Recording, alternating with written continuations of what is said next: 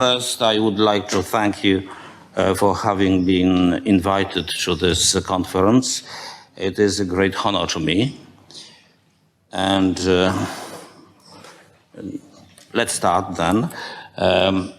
My presentation is about developments in the Polish project of implementing the KLEMS growth accounting in Poland. Because we've got not a lot of time, so I will skip the first part, basic methodology and specific issues, because it has been already presented before. So I will pass directly to the results.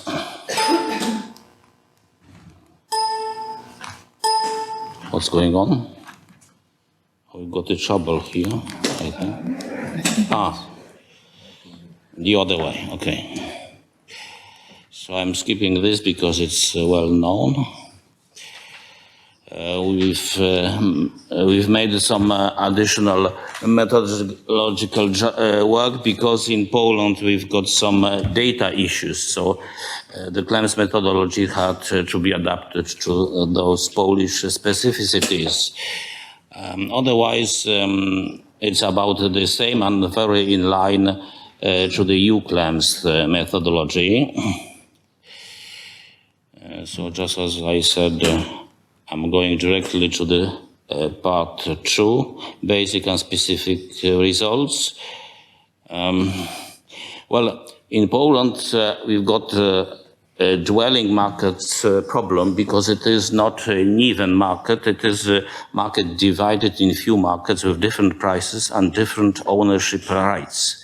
That's why we prefer not to include dwellings in the growth accounting in Poland. But for international comparison, we've done also this decomposition with dwellings. So on the left-hand side, we've got with no dwellings, the compositions of KLEMS type, and on the right-hand side, we've got with dwellings. And the other issue was to consider labor quality as a labor composition or just labor quality as labor remuneration level. So we've got all 4 methods. The most comparable with the KLEMS data sets are the version B. So that one. This is the most comparable version.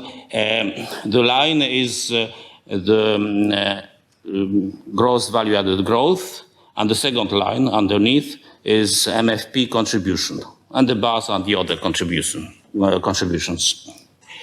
Okay, so computing the other version was good because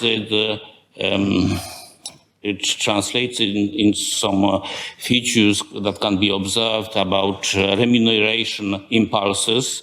The new government came in Poland and increased the remunerations, for example, in the public sector. So we've got it can be seen how much it is important for the accounts.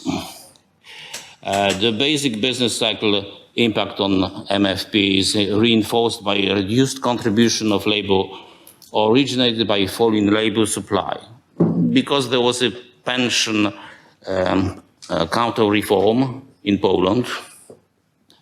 The pension reform from the previous government has been cancelled, so labor supply dwindled, and we've got a tool effect in the form of MFP rise. Okay, but it can be considered as labor elasticity, that is, in less hours, people started to do more job. There was a market elastic labor reaction. It can be the result of economic elastic reaction to labor policy changes. Well, because labor is very important in Poland, and the issues related to it as well, we understand that labor holding may be the reason why Poland has passed through the crisis, the financial crisis, quite mildly. what is...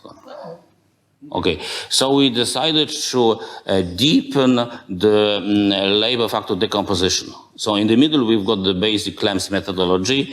Labor services are decomposed into the contribution of hours worked and a contribution of labor composition. On the right-hand side, hours worked are decomposed into employed person contribution and hours per employee contribution.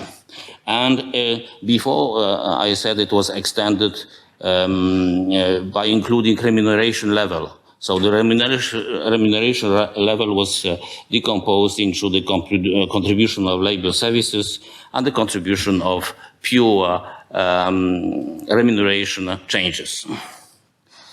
So it allowed us to observe some specific phenomena, reduced remunerations were the response for the financial crisis in Poland, and this was followed by labor hoarding, and that helped to mild the crisis. And it can be visible to some extent. Obviously, it is not the only reason. The other reason is a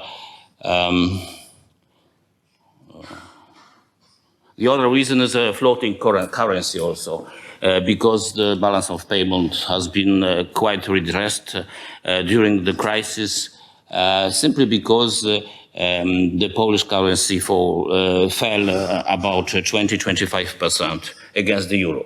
So these two macroeconomic reasons can be can explain a lot of why Poland has passed through, without the recession, through the financial crisis. But lastly, we performed also a decomposition of gross output. So that has allowed us to make a comparison between multi-factor productivity contribution to gross output growth adjusted to gross value added growth by a ratio, okay? And compare it to MFP contribution straightforwardly drawn from GVA decomposition. And we can see that after 2011, we have a stabilization in the Polish economy. So some kind of transformations towards the market economy have ended then.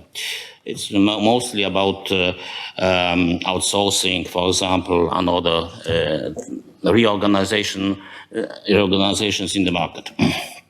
Okay, the analysis related to the middle income trap. Well, we can observe that Poland is between the together, here on the graph, we've got the KLEMS countries performing the composition only, not countries that are just present on the KLEMS site. And Poland is, together with Slovakia, a leader of this. So convergence is occurring. But we can see also that capital contribution is the most important at the aggregate level. But that is not the case when we see the KLEMS type decomposition by industry. We can see that most capital outlays goes to industries such as electric power industry, transport industries, culture. So most of these outlays will be dwindling in the future after these activities become sustainable. In the case of market-oriented industries, we can see that their ranking is almost the same as the ranking in the multi-factor productivity component. Okay? So there is very little probability that the middle income trap will settle in Poland, because capital evasion will not undermine these growing industries.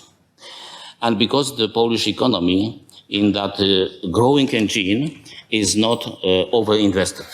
So there's very little probability for the middle income trap to settle, and possibly this is the case for many other East European economies, not necessarily all medium income economies. Okay? Well, so it is explained also in detail. And also we've got the process of reindustrialization of the Polish economy, because section C is manufacturing, which is the leader in this total factor productivity contribution. And only recently it has been trespassed by section J, which is information and telecommunication technology, which is very optimistic and positive for the future expectations about growth in Poland. Okay.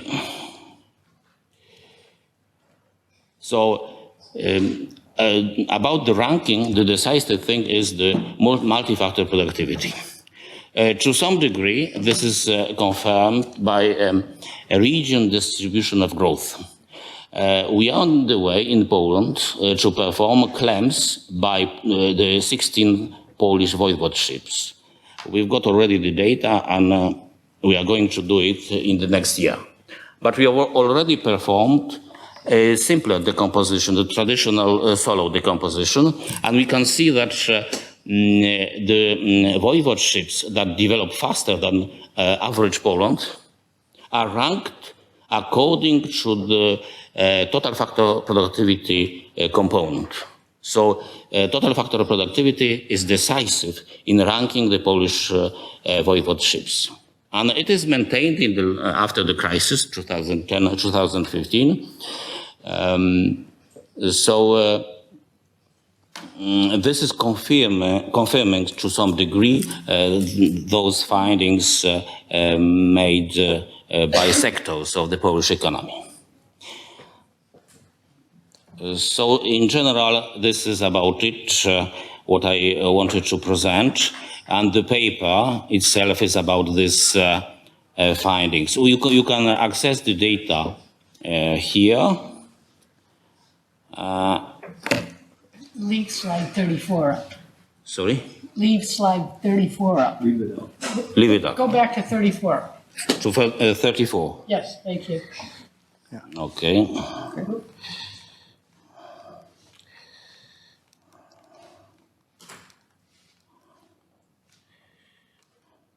Okay. Thank you. Okay. So are you I'm going to finished start now? with 34. and then Okay, I'm you're gonna finished. go Thank you on. very much. Okay, and we'll now turn over to our discussant, Barbara Fermani, who will discuss the paper.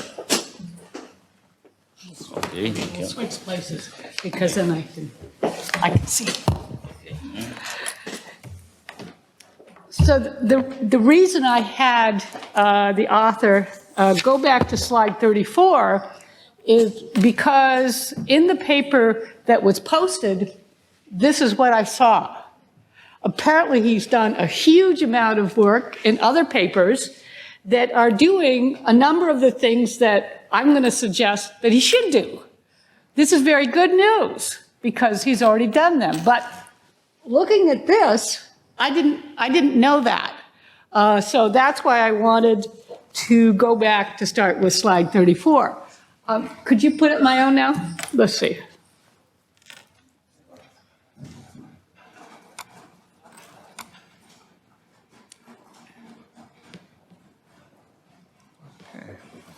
Now I have to figure out how to move the slide. All right. So the story is about middle-income countries. And given the data that I saw in this paper, as opposed to a lot of the information that he just described, I couldn't conclude that. I didn't know that, in fact, Poland seemed to be escaping the middle income trap. So I was suggesting compare it to other economies that have been in transition. I also couldn't tell that you might well say that the transition in Poland has been finished. So I was hesitant to make this a comparison to all middle-income countries. So there's basically in this paper, there are the sectors which are a drag on the economy, and then there are the sectors which are the hope for the economy. You know, he nicely showed that in slide 34. So talking about the drag sectors, going back, these are the ones that had more government involvement. That's probably not a surprise. They're not as dynamic as other sectors. And here they are: mining, electric and water, transportation, and the arts. I'm abbreviating their names. Frequently the names were longer. By the way, for people like me who haven't really dealt with NACE2, give me a table that gives me the titles, you know. So I looked it up. If you compare the whole period, and the story of the paper that's posted is one that has to do with multi-factor productivity. It's key, and I think even looking year by year, I'm pretty sure that the author would agree with that. But in the last 5 years, I noticed that multi-factor productivity or total factor productivity is more negative for arts and transportation than for the period as a whole. But in the last 5 years, things are doing better for electricity, water, transportation, and mining. So there's, even among the drag sectors, there's, you know, hope, I guess you would say. Not all sectors are covered in this paper, but he's got all the important ones. I agree with him in not getting lost in the detail by presenting the ones that really matter and the ones that have this very significant multi-factor productivity contribution. The market economy in Poland is doing better than all Poland by the last 5 years. So all Poland, in addition to the sectors that are listed, includes real estate for the reasons he explained, public administration, education, health and social work, agriculture, household employment, and activities of extraterritorial. I think you like it that the market sector is doing better. In other words, it's offsetting the drag sectors is what is going on here.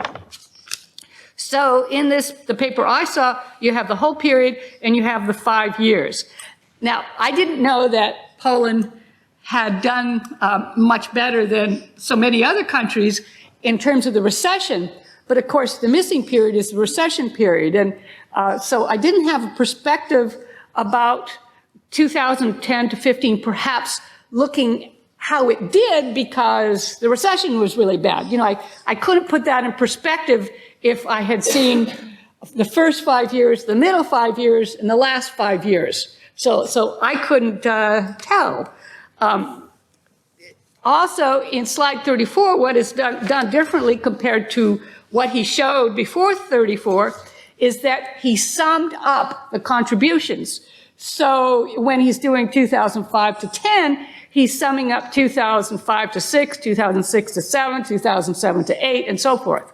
You know, he's summing them up. And this made it difficult when you were looking at the paper. And at one point I asked him, and he did send to me a copy of slide 34, because some of the little things in black and white I couldn't figure out. So you're looking and say, okay, here's a 5-year summation, and here's a 15-year summation, and is this little piece more than a third of the 15-year piece? And there weren't many gradations on the vertical axis. But he's got all that. That's why it's wonderful news, so he can recast this, he can, you know, try it at RIW. And as he said, the good news is manufacturing, but it's doing worse in the last 5 years than in the overall period.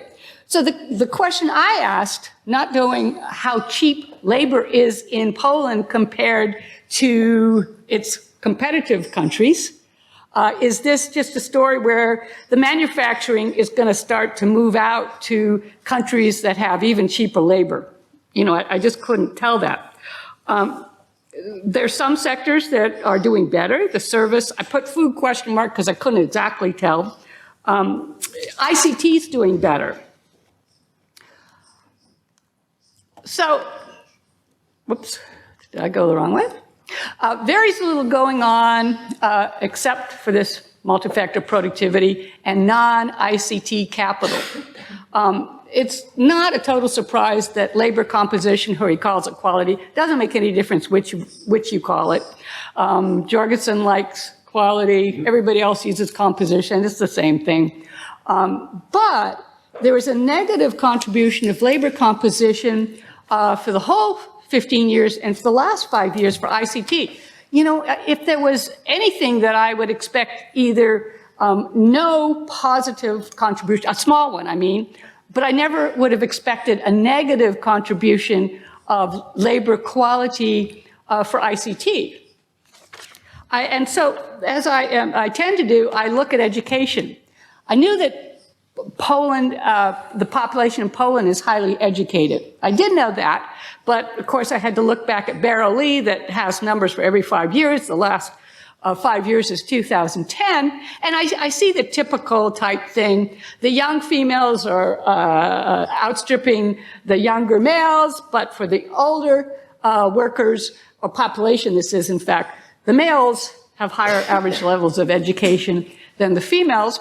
And compared to the US, they're very close, highly educated workforce. So go to the slides you used in the beginning to break it out year by year, just to help out. And you could just put an average for 5 years and an average for 15 years. You don't have to show every year. You don't have to do that at all. Now, I didn't know that he'd basically already done a crosswalk between labor productivity and multi-factor productivity, and that's all this is. Now, you could break it out into finer detail. I am really bad at typing equations in Word or PowerPoint or anything, so I said, see the equation in Allner and Sickle that has the breakout, which you've apparently already done. There you go, but you've done it. More ambitious, and I think probably will not work out. So way back in '87, then, that was the last time I actually did econometrics, believe it or not. When we estimated whether multi-factor productivity was capital or labor using, well, using a translog, everything simplified to a Cobb-Douglas, and at that point you can't tell anything. So probably wouldn't work out. There were these very broad statements here. Innovation, imitation, non-investment driven, so forth and so on. MFP contribution driven, not capital contribution driven. Of course, I love capital, human or market capital, la-da-da-da-da. And I'm going, that sounds great, but I don't find anything in the paper that told me this was true. I mean, these are two very, very broad results because there's nothing otherwise in the paper about innovation, imitation, any of that. So if you go back to the middle income literature, which it sounds like you can do, it'd be nice to have a table that summarizes the results, because this person says, oh, it goes this way, the other person says it goes the other way. You know, just give me a little table to show that. So the results seem reasonable, and now I know they are far better than I could tell from this paper. And I now know that you could do the middle income paper that you implied you were doing, that you had done, but it just wasn't in the paper. So, thank you. Okay, thank you very much, Barbara. We now can take time for comments. Yes, Kirsten. Go ahead. Okay. Yeah, okay. So some of you may know that Robert Sterer and I are currently working on the upcoming EU KLEMS release. It's due in a very few weeks. So I have a comment, a question, and a very selfish question, if I may. All very short, no worries. Okay. So my comment is that you were saying that you're using current EU KLEMS methodology. I just want you to be aware that the methodology is changing in the next release slightly. So you should really align to EU-KLEMS methodology, or say that you're sticking to old methodology. My question, not the selfish one, but the general question is, how much do your data deviate from what's available on the Eurostat webpage in the national accounts? As you know, we have the ongoing debate whether we can include Poland in EU-KLEMS or not. And that also comes to my very selfish question. Are you willing to collaborate with the upcoming EU-KLEMS release? Because we are including Poland. And I think it's not very wise to have your KLEMS results on this webpage and to have something else on Poland on our EU-KLEMS webpage. So I would be very happy if we now for the first time could collaborate and harmonize our results to avoid that we have apples here and pears there. So these are my comments and questions. I hope they were short enough. Well, first about the methodology, there are some new elements in the EU-KLEMS methodology. For instance, the subdivisions in different capital kinds. In different, because before there were only 8 or 9 capital kinds. Now there are more of those, but this subdivision is not yet available in Poland. We've got to use some assessments in order to extract the ICT capital. Okay, so this is not possible actually. As far as data transmission, it's not my business in a way, because I'm not controlling this. So this is about agreements between Eurostat and the Polish Statistical Office, which is a government body, and I'm not a decision maker about but people may come back to you and transmission. ask you why. So I'm not even allowed to promise you too much. But returning to the data, data I've used mostly come from Eurostat transmission tables. So you should have the same data, unless Eurostat have made some mistakes before you accessed them. Because these should be the same data. I think we should continue in the break. Otherwise, it's too boring for people. Follow up offline. Any additional